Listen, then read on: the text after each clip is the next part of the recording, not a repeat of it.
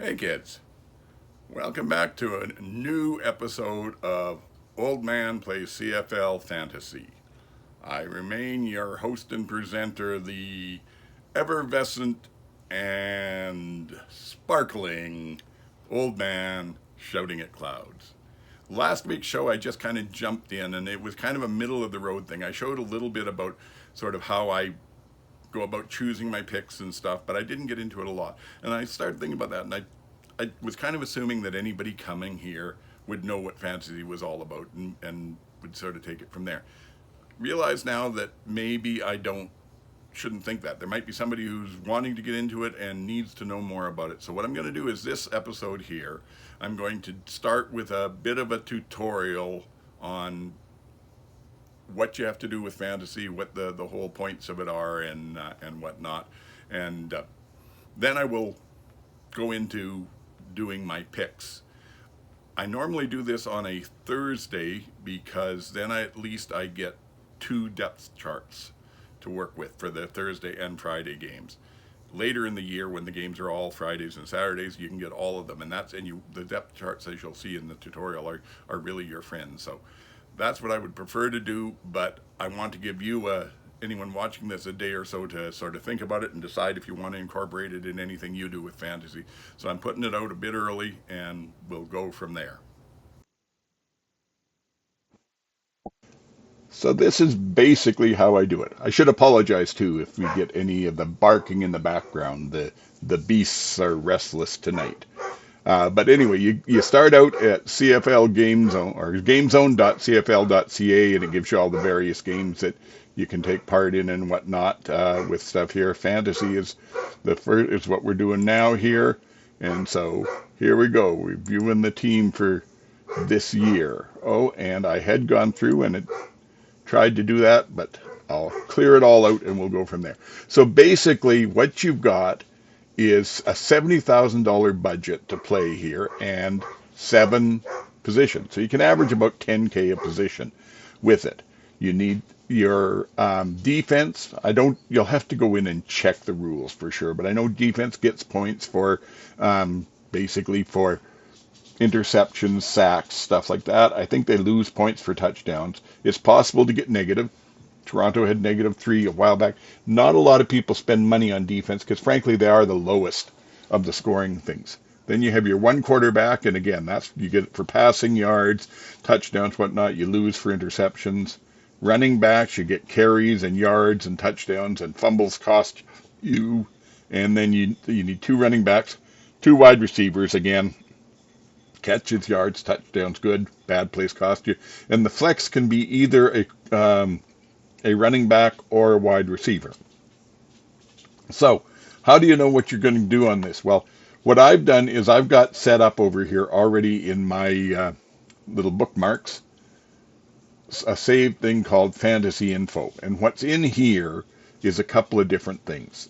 There's depth charts for the various teams. Once you Google like Riders depth chart, Argos depth chart, it takes you to an opening page, and from there it's good all season. So I just at the start of each season bookmark them, put them in here. The only depth charts we'll see are Toronto and Saskatchewan, and I'm pretty sure I'm not taking anybody in either of those games. But I'll look at here, I'll show you this, and we'll go here. This is the Saskatchewan one. So you can see where it's got all the various weeks. We're down here now to week 5, Toronto at Saskatchewan. And it'll show you who's playing in what positions, who's out, who's in, who's not. Those sorts of things. Now, oh, and it's going to make me clear the team again. uh, anyway, so those are your depth charts. Now, if normally, as I said, I would do this later in the week because you can get on Thursday, you can at least get depth charts for the Thursday and Friday night games. And then you only have to work off suppositions on the others. Once we get to Friday and Saturday games only in the fall, on Friday afternoon, you can get all the depth charts. So you know for sure what you've got and what you don't have.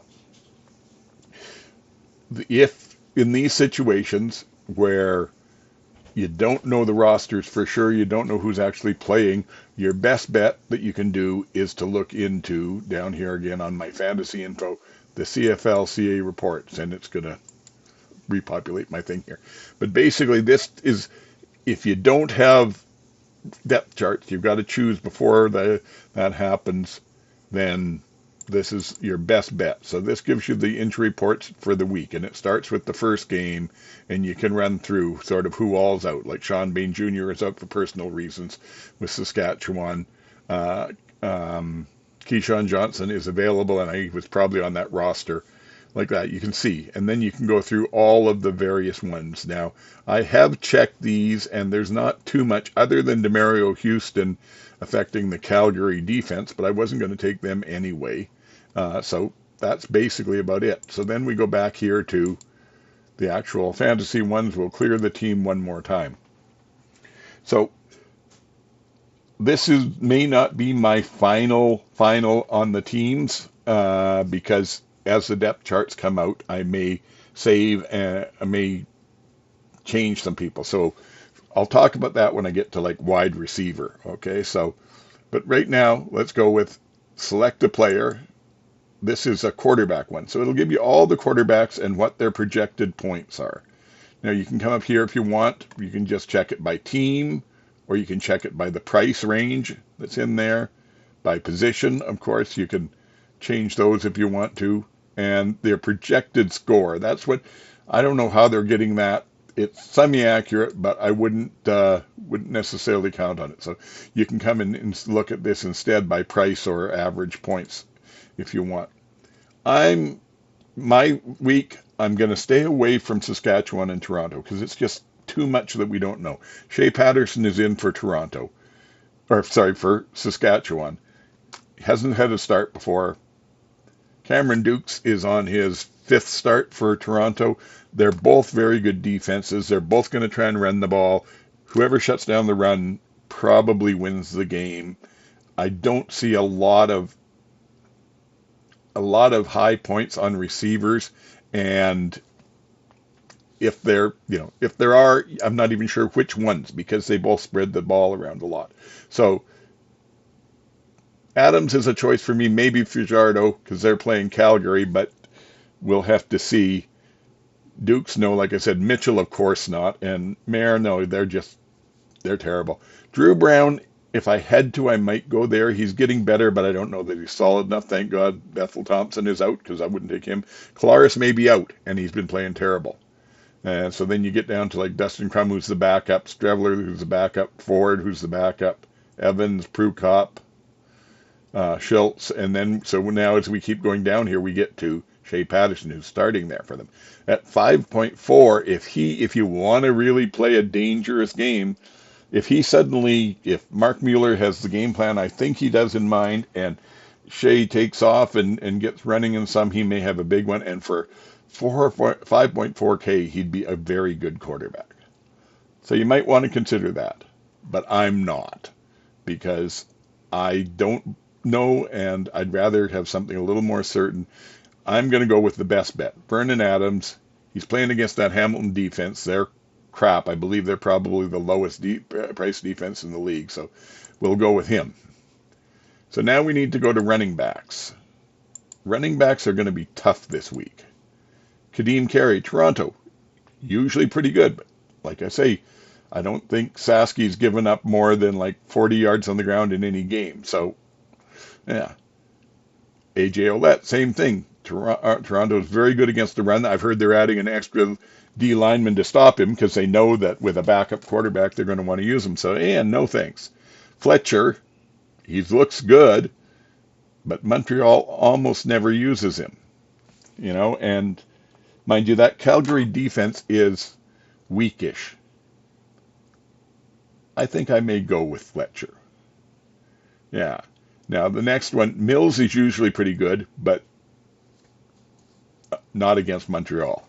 Standback, he gets some out of the backfield in that. He scores okay, gets some passes, but he hasn't been running, hasn't had a 100-yard, well, only, frankly, Butler had a 100-yard game yet, and he's 12K, so too much. Oliveira, same with everything in Winnipeg. Until they show me something. I can't take him. So Kevin Brown, they're out, so that's no good. But here's a good one. Armstead for Ottawa, starting running back, 4.5K, not the biggest projected score, 6.5 as opposed up here like 14 and 13.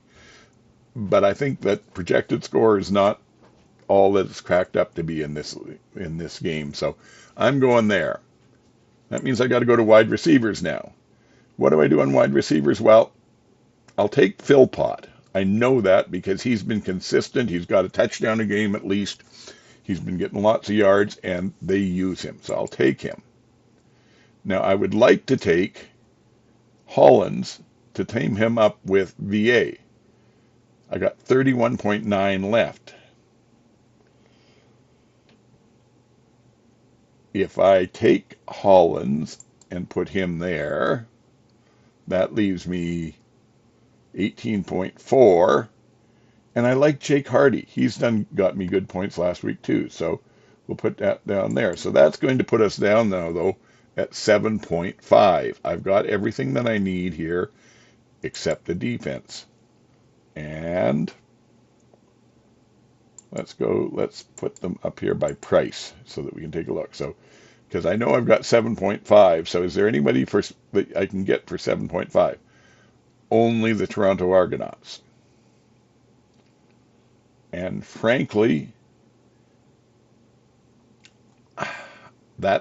or not the Toronto Argonauts, the Hamilton Tiger Cats at 5.4. And no, not against BC.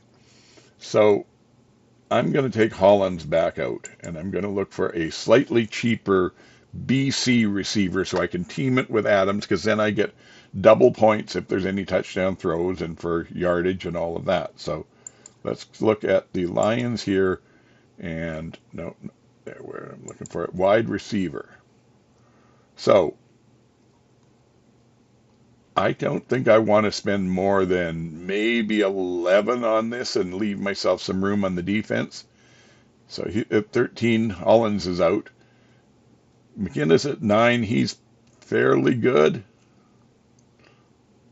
If I do 9, that leaves me a fair bit.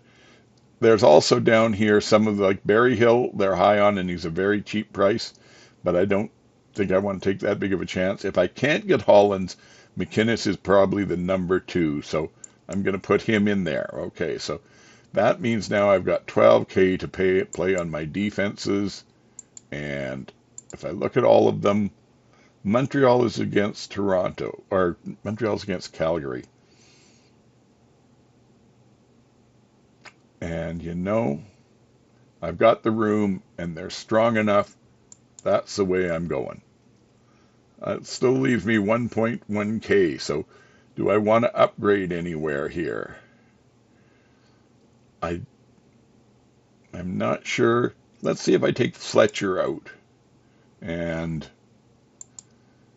look at, I've got 10.2K then. So is there anybody here that could be any better at 10.2 for what I've got going?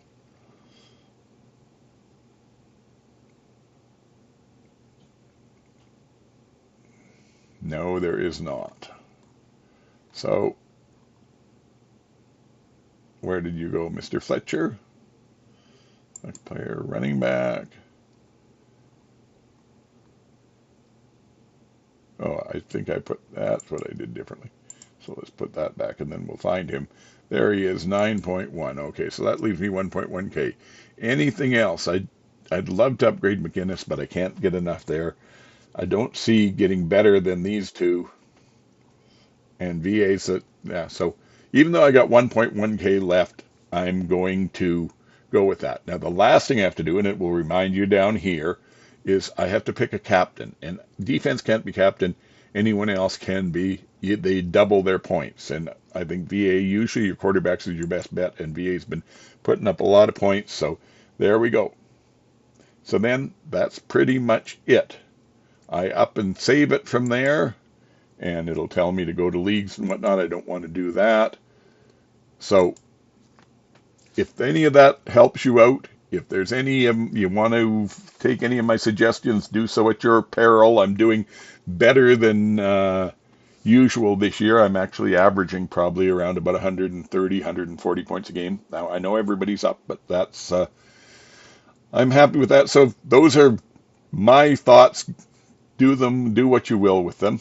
If you've enjoyed this, then please do whatever you can to work your magic to help get the word out about this. I'm having a whale of a time doing it, and I need the help of everybody who's getting anything out of it to, do the like, rate, review, share, subscribe, all those things that they sound like, yeah, but they make a big difference in how the algorithm puts it out there for the world. So it gives me better chances to be heard. As well, please comment. Comments also help get the algorithm's interest. And more importantly, I've got a thick skin and I would appreciate the criticism. Or if I did something well, then yeah, pump my tires. But mostly, if I'm doing something wrong, let me know, or something you don't enjoy, and I will see if I can fix that up in any way, shape, or form. So, yeah, that's pretty much it. Appreciate the visit. We'll be back next week with another set. We'll do a recap of these during my flagship show next week. And if you did enjoy this, you might want to check out the other two shows I have. Oldman Plays CFL Pick'em in under a minute, which is just a rapid fire through thing of it that some people seem to be enjoying. And my flagship show, the CFL Outsider, which is also coming out weekly, usually on Wednesdays. And it's not your normal sort of recap and prediction show that everybody's doing. I'm trying to not just repeat what everyone else is doing, but make things some better. So please join in on those, give them a try, let everybody know about them, and until next week, get the hell off my lawn.